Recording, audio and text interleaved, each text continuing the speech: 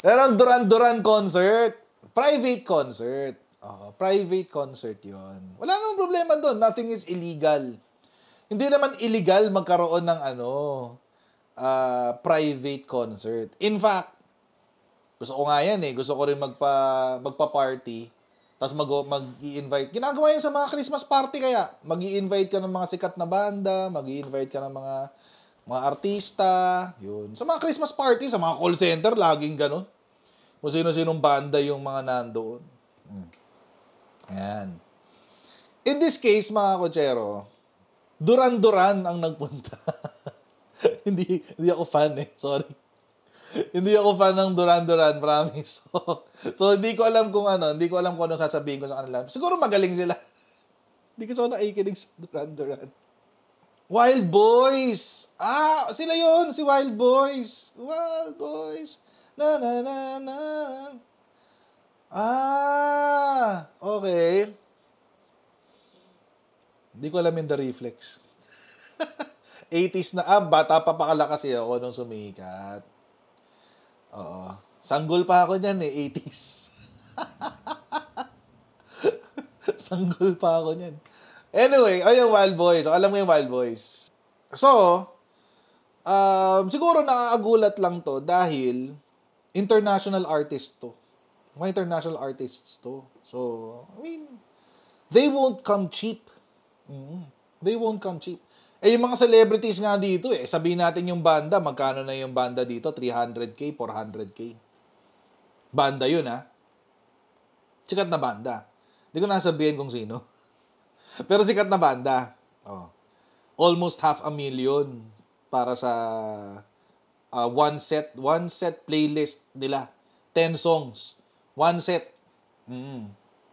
Kapag, lalo na siguro, pag ganitong internationals importeds. Di ba? Kapag sa US sila, $750,000. Pag sa US.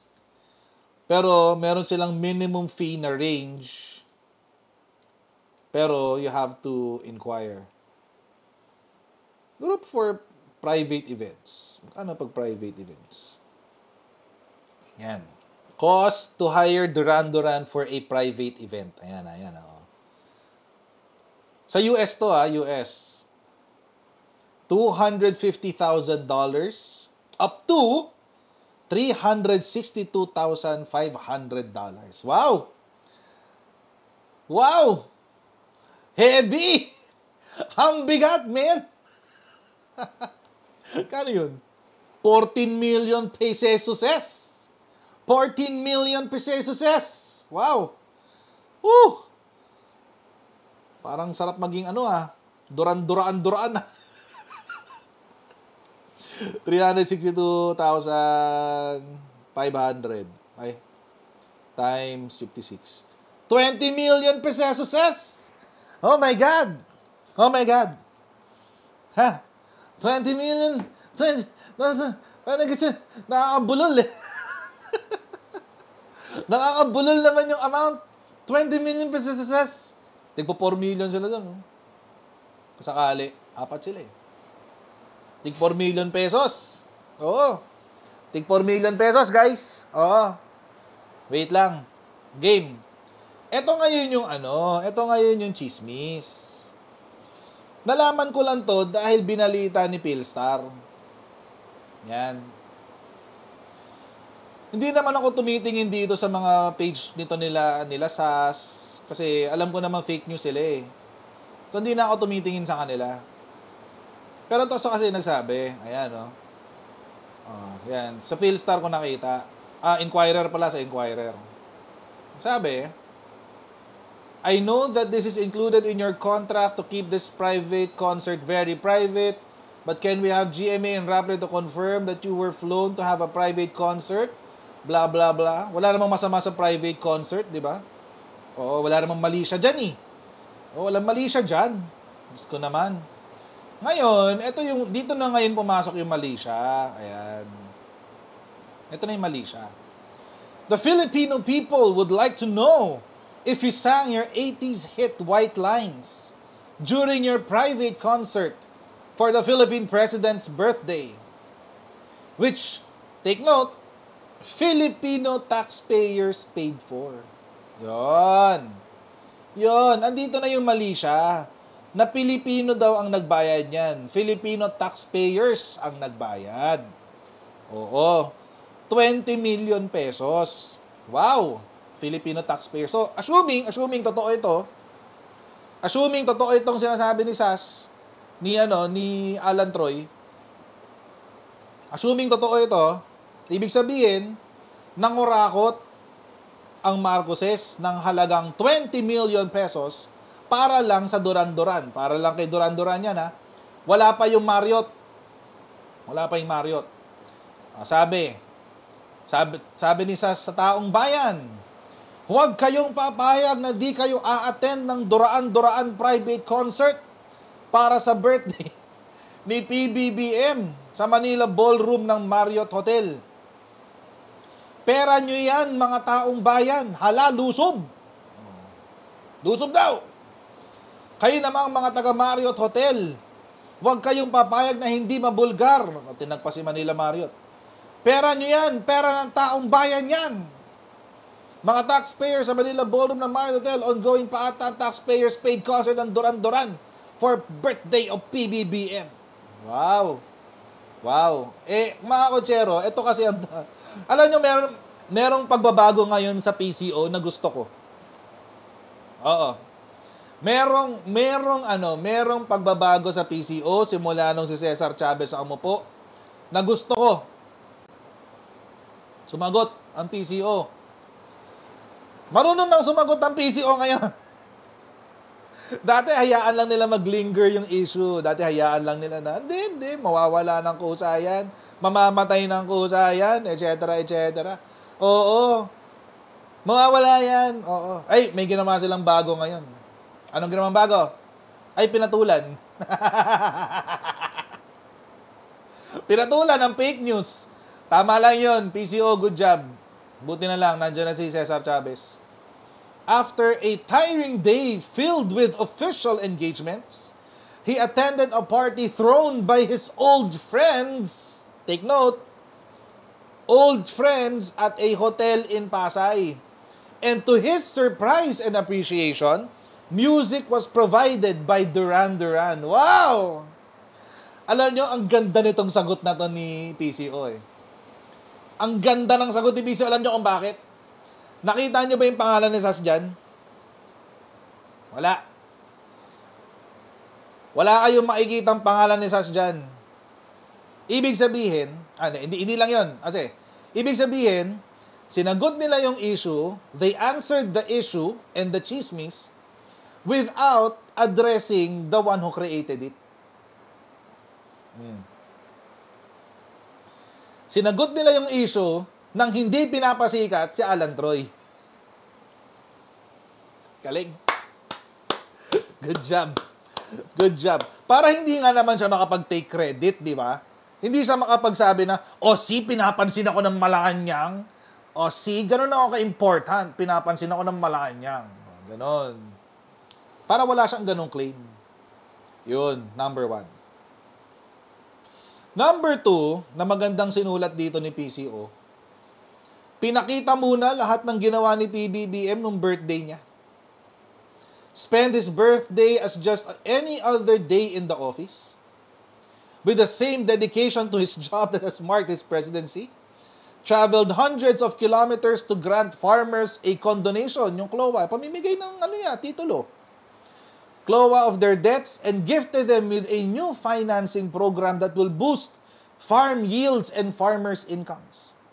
He ordered the payment of the bills incurred that day by qualified patients in third-level DOH hospitals.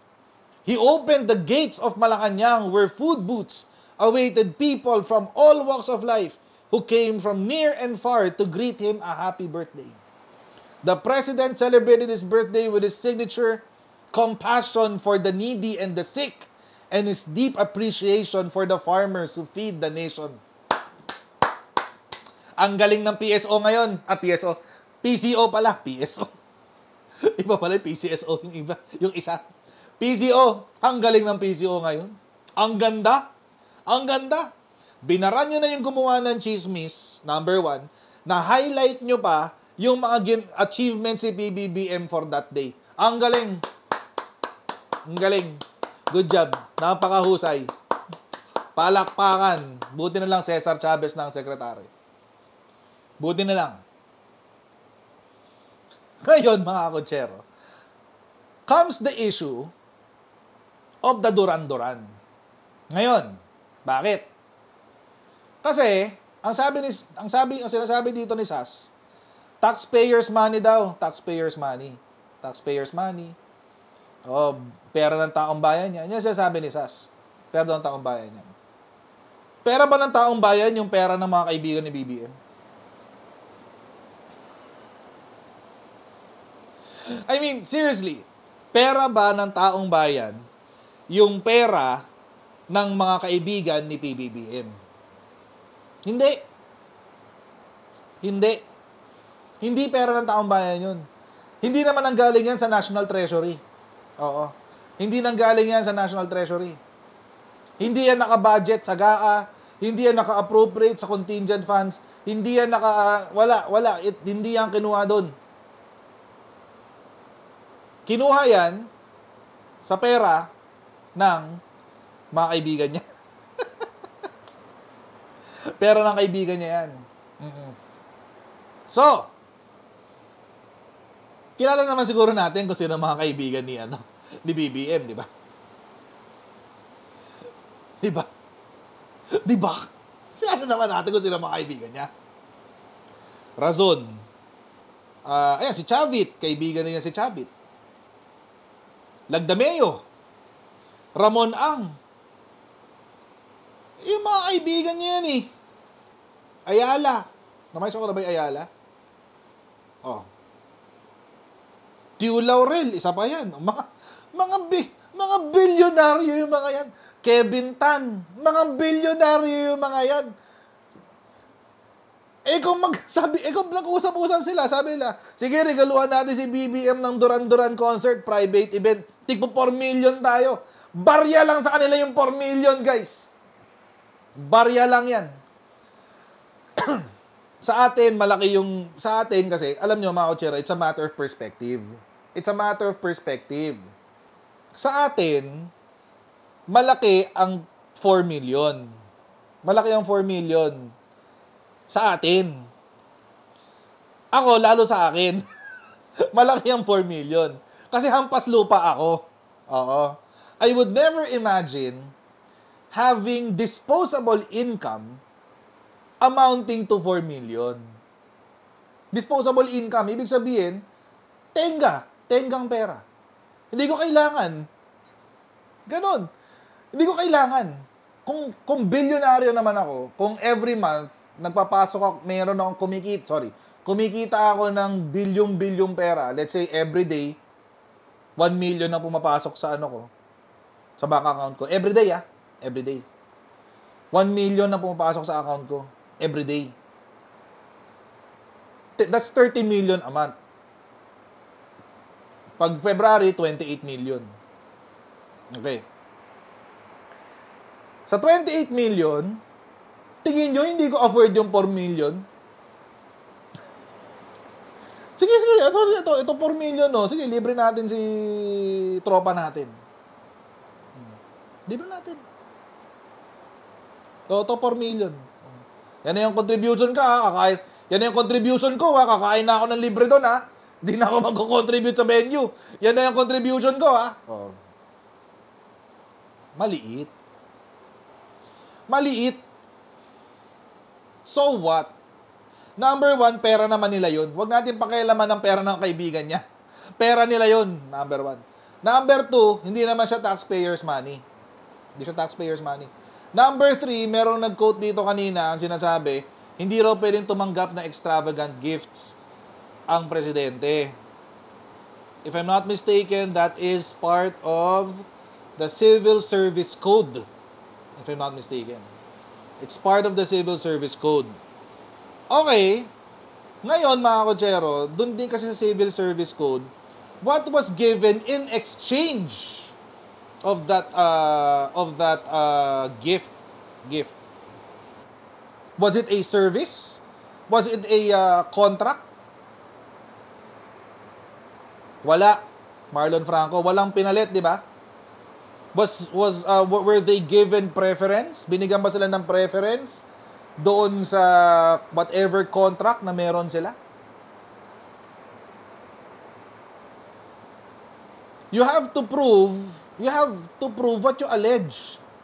Oo. Hindi pwede dito na magbabato-bato ka lang ng kung ano-ano pero wala kang contribution. Ano yung kapalit? Kasi that's kung gratis, kung gratuity, gratis. Di meron kang kung hindi pala siya gratis, di meron kang cause for a case violation ng Civil Service Code. Baliktarin ngayon natin yung issue. May allegation na si Sara Duterte iniwan ng Pilipinas para manood ng concert ni Taylor Swift. Pera ng taong bayan yan. Pera ng taong grabe. Calamity Fund ng Pilipinas ginamit pang panood ng Taylor Swift. Tumakas pa sa gitna ng sakuna para lang manood ng Taylor Swift. Grabe. Pera ng bayan yun. Pera ng bayan yan. Grabe naman talaga si Sara Duterte. What makes, by the way, never niyang kinontra yun, narrative na yun. Hanggang ngayon, hindi pa rin niya sinasagot yan. Sige, papayag ako. Papayag ako sa mga pinagsasabi nyo kung mapapaliwanag nyo na okay lang din yung ginawa ni Sara Duterte. Best effort, dali, try nyo i-explain. Never pa niyang dinispute yun, never niyang kinontra, never niyang sinabi na hindi ako nanood ng concert ni Taylor Swift. Nagpunta lang ako in Germany para magbakasyon. Kinontra ba niya yun? Hindi. Ano ulit sinasabi nila kapag tahimik? Totoo? Di ba? Yan ang sinasabi ng IPBBM. Totoo yan. Totoong addict siya kasi hindi niya sinasagot yung issue. Ba't hindi sinasagot ni Sara yung issue tungkol kay Taylor Swift? Baka totoo. Baka totoo, no? Yan. Yan tayo eh. Oh. On another point, papakitaan ko kayo mga kotsero ng pagwaldas ng pera ng bayan tulad ng sinasabi ni Sas. Ayan, no? Pera ng taong bayan daw kasi. Winaldas daw ni Bongbong Marcos ang pera ng taong bayan. Papakitaan ko kayo na example ng totoong pagwaldas ng pera ng bayan. Yan, legit yan. Yan ang pagwaldas ng pera ng bayan. Legit yan. Yan ang legit na pagwaldas ng pera ng bayan. 12.297 billion in suspension, disallowances, and charges ni Sara Duterte sa DepEd. 6.959 billion in unliquidated cash advances. Ang tigas ng muka, bili ng bili, hindi nagli-liquidate. Pera ng bayan ang ginagamit. Ang tigas ng muka. 15.486 billion in total amount of delayed partial non-implementation of various programs, activities and projects, and unfilled plantilla positions. Diyos ko, magkano lang yung party ni BBM kung isasama mo pa si Duran Duran? Hindi aabot ng 50 million. At private money pa yun, hindi pera ng bayan yun. Private money yun ng mga kaibigan ni Bongbong Marcos. Ito ang public funds. Yung kay Sara. Legit na public funds. Hindi pa kasama dyan, buti minention dito, hindi pa kasama dyan yung unauthorized bank accounts ni Sara Duterte. Sa DepEd pa lang yan. DepEd pa lang. Wala pa yung sa OVP. COA issued a notice of disallowance for 73.287 million of the 125 million in confidential funds released to the OVP in 2022. 10 million for reward payment, 34 million for reward of various goods. Reward, hindi pera. Various goods, ex-deal. Tanga lang maniniwala dyan. Anyway, 24 million, 24.93 million, payment of reward, medicines. Medicines? Medicines talaga. Nagbayad ka ng reward, medicines. Sinungaling. Grabe. So, saan ka nakakita? Saan ka nakakita? Magbabayad ng reward. Ito na pong gamot nyo. Get well soon. Yan po ang reward niya sa information. Medicine. Medicine na wala. Ito nga various goods. Loot bag. Anong reward mo? Loot bag.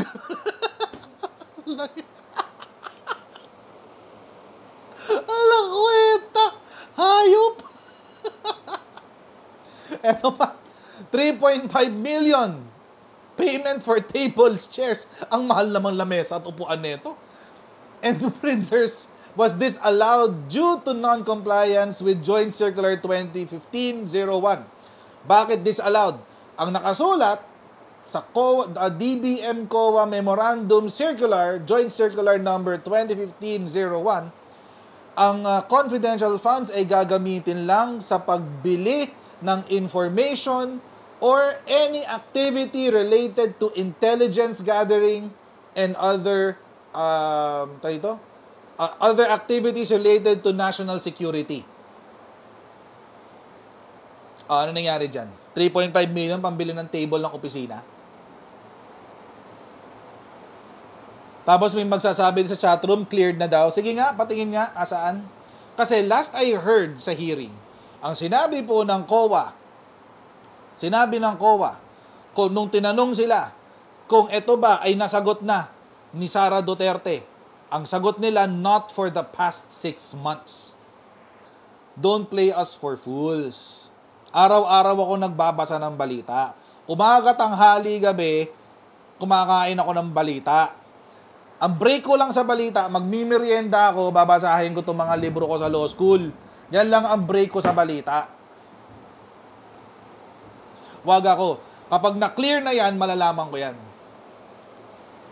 Ito ang totoong lustay ng pera ng bayan. Yan, oh. Yan, oh. Yan ang tunay na lustay na pera ng bayan. Hindi itong Duran-Duran concert na to. Kung maniniwala kayong paglulustay ito ng pera ng bayan, o di hanapin nyo sa appropriations. Hanapin nyo sa next year, maglalabas ng audit report. Ang COA, ng Office of the President. Hanapin nyo dun, Duran-Duran concert, kung may makita kayo. Kaya nga pinag-iisipan na i-impeach si Sara eh.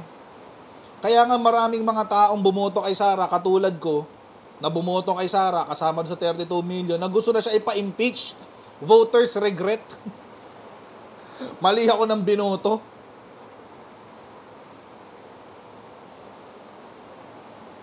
Pero again, mga kutsero, I have to commend si PCO dito sa saan sa PCO. I have to commend si PCO sa napakagandang statement laban doon sa fake news. Galing. Galing. It's a master class in addressing propaganda. Galing. Good job. Good job. Good job. Galing eh. Wala akong masabi, wala akong makriticize eh. Ang galing eh. Imagine, na-address nila yung chismis. Na-address nila yung chismis without, number 1, addressing the source of the chismis. And number 2, binild up pa nila si PBBM. Talk about turning a bad thing to good. Nabaliktad eh. Nabaliktad. Oo. Pero by the way, mga kutsero, tingnan nyo Tingnan nyo yung ingay ng propaganda ngayon. This is not the first. At sigurado ako marami pa. Kasi ngayon, may nag-send sa akin ng screenshot, ang sabi, ang pinagbabantaan na raw ngayon si Kevin Tan. Si Kevin Tan daw yung pinagbabantaan na ngayon. Tapos, meron pang post na na sabi, salamat daw sa mga nag-leak ng info sa kanya na galing taga Marriott Hotel. Oo. Oo. Alam nyo, mga kutsero,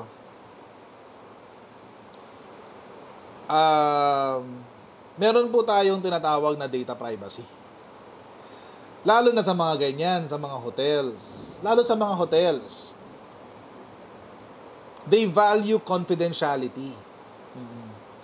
Ngayon, mga kutsero, if lumabas yung mga impormasyon na yan, kawawa naman yung mga empleyado na pinagkunan ni SAS ng impormasyon. Bawa silang lahat. Alam niyo kung bakit? Siyempre, hindi man kasuhan si SAS. Hindi man siya kasuhan abroad. Sa loob ng kumpanya nila, mag-iimbestiga sila. Sa loob ng kumpanya nila, mag-iimbestiga sila. Hahanapin nila yan kung sino yung nag-leak ng info na yan. Hanapin nila yan. At pag natukoy nila kung sino yan, mawawalan pa siya ng trabaho dahil sa kalokohan nito ni SAS. Kaya mga kutsero, it's really ang hirap na ngayon talaga kumampi sa mga Duterte at sa mga DDS, lalo na sa mga DDS bubulagers. Maapektuhan ba si SAS? Hindi. Nasa China siya eh. Pero kung sino man yung taga Marriott na nag-leak ng info, mag-i-internal investigation yung hotel. Alam niyo kung bakit? Kasi, isa po sa mga bagay na pinapangalagaan ng hotels ay ang kanilang confidentiality. Dahil, doon ka tumitira eh. Doon ka nakatira ng ilang araw. Doon ka nagse-celebrate ng mga importante mong araw. So, sinisiguro dapat, lahat ng hotel, sinisiguro nila na may confidentiality. Kung sino yung kung sino yung nag-check-in, anong oras nag-check-in, ano yung event, etc., etc. Ngayon, dahil merong aanga na tawag dito na nabola itong si SAS, makokompromiso pa ngayon yung imahe ng hotel. 'Di ba? Isipin ng mga tao, ay, grabe si Marriott, nagli-leak ng info, ayoko na dyan. Baka ma-issue ako. Wag na lang, ayoko dyan. Ay, ganyan pala kay Marriott. Oo, parang ayoko na dyan mag-event. Nakakahiya. Ginagawa ng issue, nagli-leak yung mga empleyado nila. Ang gagawin ni Marriott dyan, hahanapin nila kung sino yung leak. It's not that simple. Akala ba nila, ganun lang kasimple yun?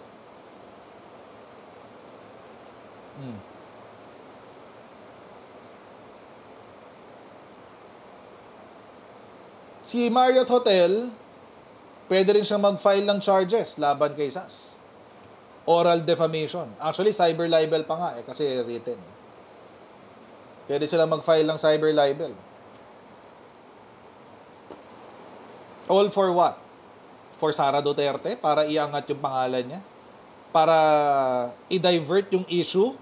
Dahil lugmok siya sa issue ng confidential funds at ng mga kinurakot niya? Mga notice of disallowances, charges, and suspensions? Di ba? Para i-divert yung issue dun sa pagwawala niya dun sa yung pagiging partinela niya dyan sa lower house? Para lang isalba lang si Sara. Kasi wala eh. Pababa yung by the way, bago ko pala tapusin tong topic na to kasi meron ako isang pasabog. Kailangan nilang siraan ngayon si PBBM, mga kutsero. Bakit? Tumataas ang rating niya eh. Tumataas ang rating niya. Marcos admin satisfaction rating is good. Went up by 11 points. 11 points. Ito yung pinakamaganda mga kotsero. Tingnan nyo ha. Tingnan nyo to ha. Ito. Gusto ko yung mas gusto ko yung breakdown eh. Net satisfaction with Marcos admin rose from good to very good in Metro Manila, up by 9 points, from 43 to 52%. It stayed good in Balanced Luzon, 42 to 48%, 6% lang increase. In Visayas, the net satisfaction rose from moderate to good, up by 14 points, from 18 to 32 points. Ito yung pinakamatindi. It rose from neutral to moderate in Mindanao, up by 19 points, from 6 points to 25. 6 percentage points lang siya noon sa Mindanao. Umakyat ng 25 percentage points. Mindanao yan ha. Mindanao yan.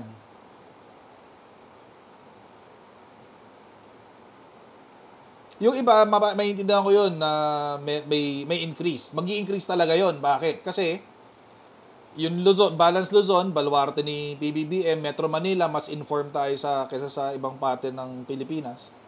Visayas as well. Pero si Mindanao, yan eh, baluarte ni Sara yan eh. Baluarte ni Sara yan. So, dahil baluarte ni Sara, you expect na babagsak siya dyan. Baluarte ni Sara eh. Pero up siya by 19 points. From 6 to 25. Hindi na raw. Sabi ni Coffee Jam, hindi na po baluarte to ni Sara. Hindi na po. Hindi na ho niya baluarte to. Kasi naman, mga kotsero, di ba? Parang, hindi nga dinevelop ni Digong ang Mindanao eh. Yung kaisa-isa niyang big ticket project doon, naunsyame pa. Dahil sa Exim Bank. Ano yung mga liabilities? Halimbawa, directly or indirectly having financial or material interest in any transaction, owning, controlling, or managing, accepting employment as officer, employee, or consultant, etc., etc., habang ikaw ay isang elected official or appointed official, engaging in private practice, lalo na sa law, kapag ikaw ay elected official, recommending any person to any position in a private enterprise which has a regular or pending official transaction, disclosing or misusing confidential classified information, soliciting or accepting directly. Ito yung gift. Favor, entertainment, loan, or anything of monetary value which in the course of his official duties, take note. Ito yung take note ha. Tindihin natin to. Hindi kasi pwedeng gigil nyo si ako eh. Take note. Soliciting, accepting, directly or indirectly, any gift. Yun sinasabi nila, di ba? Gift. Gratuity, favor, entertainment, loan, or anything of monetary value. Which, may qualifier ka. Which in the course of his official duties or in connection with any operation being regulated by or any transaction which may be affected by the functions of his office. Ibig sabihin, tulad ng sinasabi ko kanina, kapag ang binigay na regalo ay may kapalit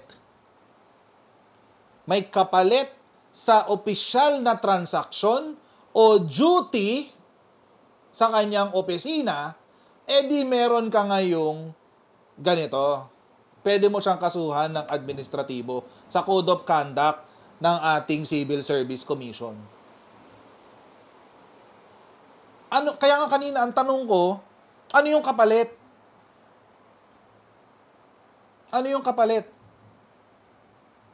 Kasi it has to be in connection with any operation being regulated by or which in the course of his official duties. Ito yung mga hindi ine-explain sa atin ng mga DDS bubulagers eh. Kaya nga sabi ko kanina, the blind leading the blind pa rin ang DDS bubulagers. Ito pa isa. Nominal donation, sabi maliliit lang ang donations. From persons with no regular pending or expected transactions with a department, office, or agency with which the official of or employee is connected and without any expectation of pecuniary gain or benefits. Yun ang definition nila ng gift. So, ano yung na-violate? Yun yung paulit-ulit kong tinatanong. Okay, o sabihin natin may gift. Ano yung sinabi ng Civil Service Code? May na-violate? Wala. Ngayon, kung iipipilit nyo na may na-violate, o di ipakita nyo sa amin. Ano yung basis nung ipinipilit nyo?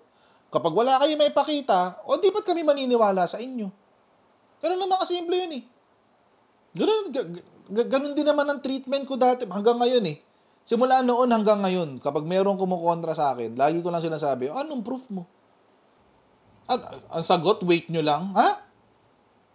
Ina-allege nyo na nga ngayon eh, tapos nasagot nyo sa amin, wait nyo lang. What? What kind of stupidity is that? O di mag-file lang kayo ng kaso sa ombudsman kung meron pala kayong ebidensya. Diba? Kung may ebidensya kayo, di mag-file kayo ng kaso sa ombudsman. Oh, ganun lang kasimple yun. Total naman, mahuhusay kayo. Niluluto pa daw kasi. Diba? Magsawa kayo, mag-file kayo ng kaso. Eh, problema sa inyo, allege kayo ng... Ito mga problema sa mga DDS, laging lang dinadaan sa social media. Mahirap i-validate. Lahat ng sinasabi nila, mahirap i-check, mahirap i-validate. Diba? Bakit? Eh, kasi kwento sa akin ni ganito. Kwento sa akin ni ganyan. What the hell? Come on. You're making a fool out of a lot of Filipinos.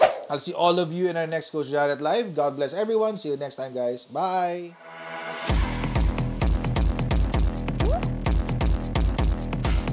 Pag ganun, huwag natin gawing tanga mga Pilipino. Mas maganda kasi nasa lugar ka ng tama kaysa yung pinipilit mo yung pagkakamali.